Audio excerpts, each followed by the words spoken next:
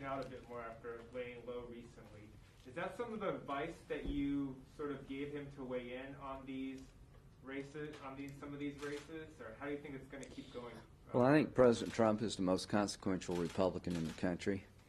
He's the leader of the party. For us to be successful in 2022, we're going to need his help, his leadership.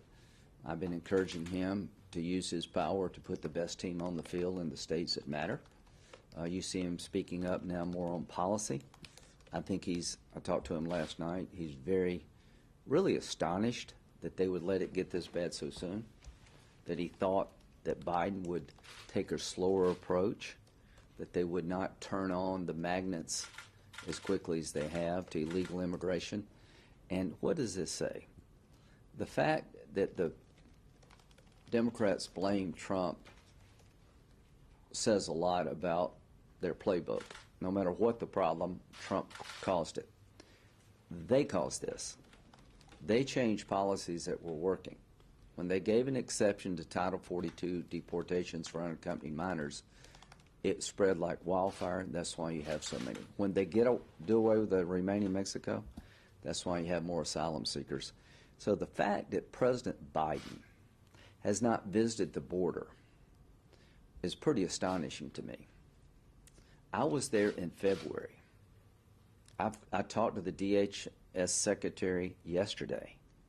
I said, my friend, I would like to work with you. I would like to do something for the Dreamers. But we can't do that until we regain control of the border. And it's got to be a real clear action, not just message. You can't say the border is closed. The only time this is going to change is when the planes land with the children on the plane back into the country where they left from. The only way this ends is when the people who show up to claim asylum never get to stay in the United States for a period of time to break this surge on the border. If you're not willing to do those two things, then you'll never regain control of the border, and you'll never have a successful immigration reform legislation, because you would have to be delusional to believe that legalizing people now, under the current situation, would not lead to more illegal immigration, a run on the border like we have not seen before. So I don't know what it is over there. I don't know why they're so resistant to working with people to fix this problem, but it is my view that this is becoming the most dominant issue in the 2022 election cycle. In February, I said, if there are no changes, immigration will be more politically potent in 22 than it was in 16.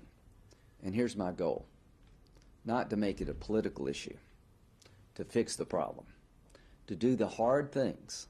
There are people on the right that would not ever want to legalize anybody, period. Most Republicans want to make sure that we deal fairly with those who've been here a long time, but we address the underlying problems of illegal immigration. That's not an unreasonable request.